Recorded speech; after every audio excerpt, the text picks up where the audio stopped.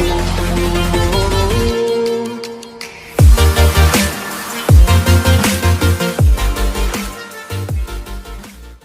friends, welcome to my YouTube channel. Today we are discuss about law of equimarginal utility.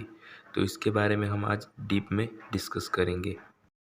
तो law of equimarginal utility है वो इन नामों से भी जाना जाता है, यानी कि equilibrium in case of two commodities को भी हम लॉ ऑफ इक्विमार्जिनल यूटिलिटी कहते हैं। Law of maximum satisfaction, law of indifference, proportional rule, Gossen's second law, ये सभी को हम लॉ ऑफ इक्विमार्जिनल यूटिलिटी कह सकते हैं। तो ये इसके दूसरे नाम हैं। अब हम लॉ ऑफ इक्विमार्जिनल यूटिलिटी का मीनिंग देखते हैं।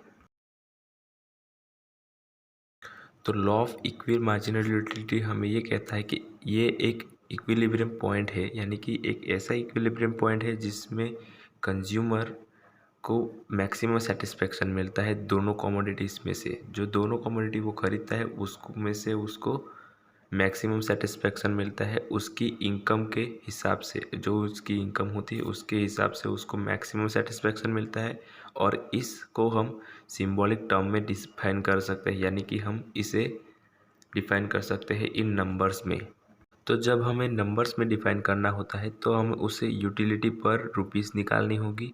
तो इन दोनों गुड्स की जो यूटिलिटी पर रुपी होती है वो इक्वल होनी चाहिए, यानी कि MUX divided by PX is equal to MUY divided by PY। Last video में हमने यूटिलिटी पर रुपीस के बारे में डिस्कस किया था। इस बार हम थोड़ा सा रिकैप कर लेते हैं एक एग्जाम्पल की मदद से। तो आप मान लीजिए कि जो गुड X है वो ऑरेंज है और गुड Y है वो मैंगो है। तो मैंगो ऑरेंज की प्राइस है वो 10 है, तो उसकी PX हो गई 10, और हमारी मार्जिनल यूटिलिटी 100 है, तो MUX हो गई 100।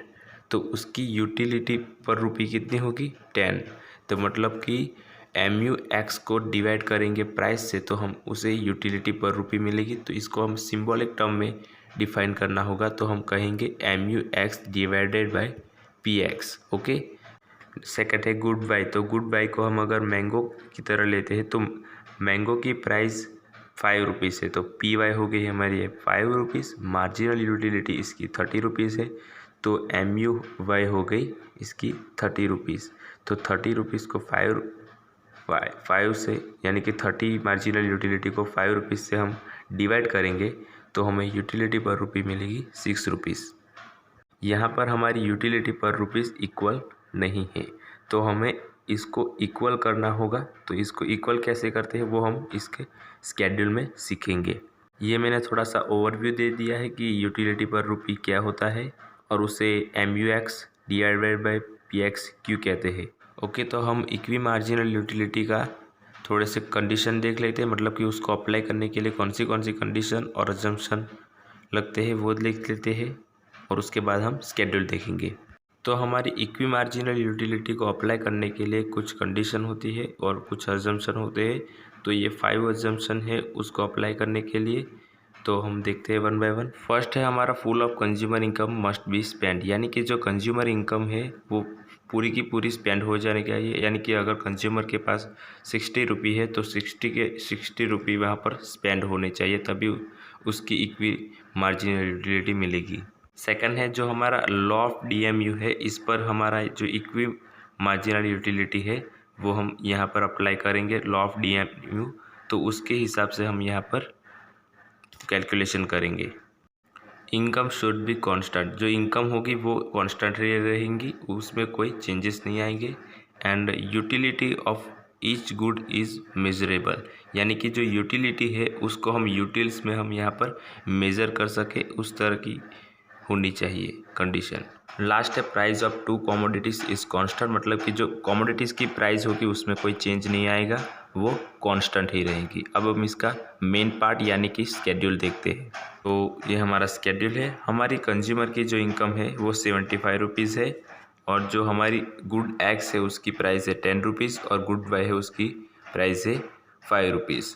यहाँ पर स्केड्यूल में हमने फर्स्ट यूनिट लिए है, फिर हमने MUX यानी marginal utility of good X ली है, और जो MUY है वो marginal utility of good Y है। तो हमने अजम्पशन में देखा था यहाँ पर लॉ ऑफ DMU इस्तेमाल होगा, तो यहाँ पर हमने मार्जिनल यूटिलिटी है वो डिक्लाइन हो रही है, यानी कि डिमिनिशिंग मार्जिनल यूटिलिटी वाला जो लॉ अप्लाई हो यहाँ पर हो रहा है, यानी कि जो पहले मार्जिनल यूटिलिटी 100 थी, 90 हुई, 80 हुई, तो इसी तरह से हम मार्जिनल यूटिलिटी गुड वाई की देखें तो वो भी 35 थी, 30 हुई, 25 हुई, तो यहाँ पर हम लॉ अप्लाई हो रहा है कौन सा, DMU यानी कि डिमिनिशिंग मार्जिनल यूटिलिटी। यहाँ पर हम देख सकते हैं यूटिलिटी पर रुपीज़ ऑफ एक्स, यानी कि जो हमारी मार्जिनल यूटिलिटी थी गुड एक्स की 100 रुपीज़ 100 यूनिट्स, उसको हमने गुड एक्स की प्राइस 10 है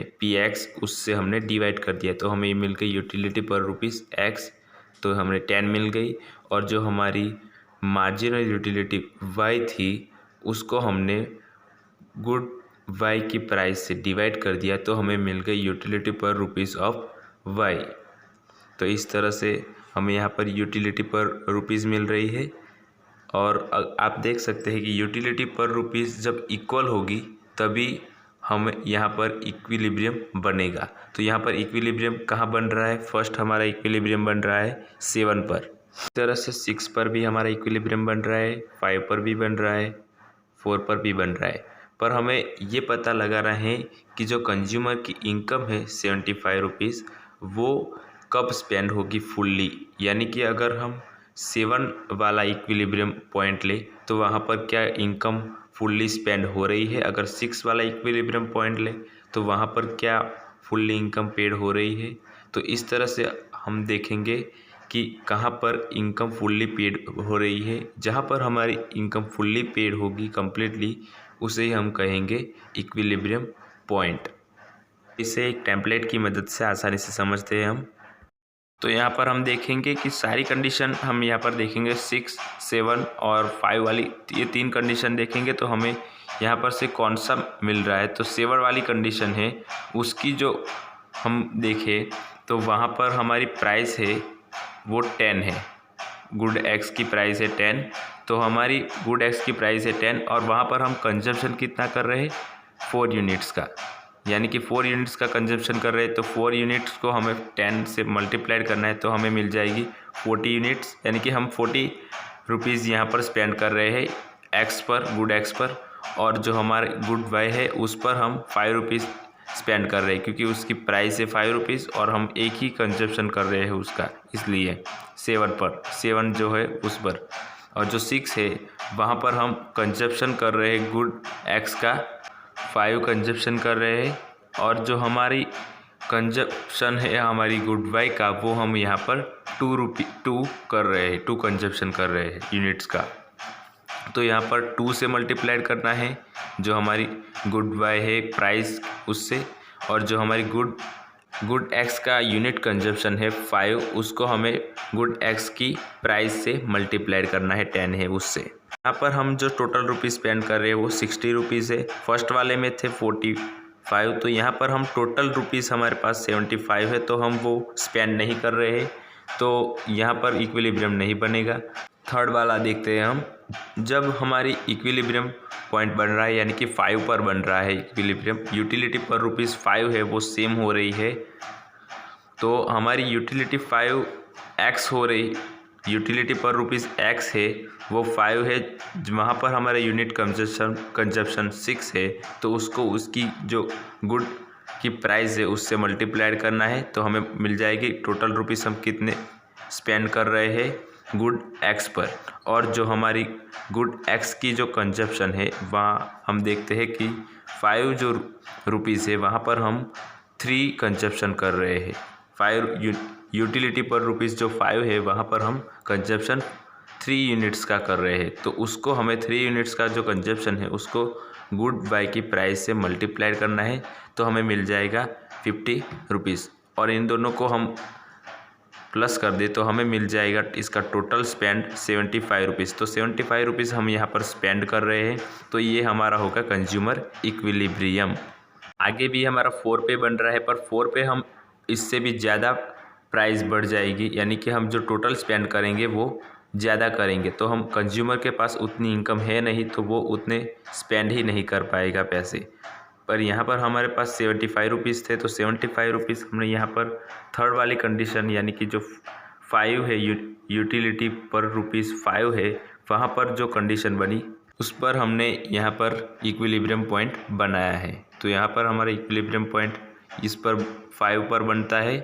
तो इसी के साथ ये वीडियो ख़त्म करते हैं हम। आई होप कि आपको इस वीडियो से हेल्प मिली होगी। अगर आपको ये वीडियो अच्छा लगा हो तो प्लीज़ लाइक कर देना और हमारे चैनल को सब्सक्राइब करना मत भूलना।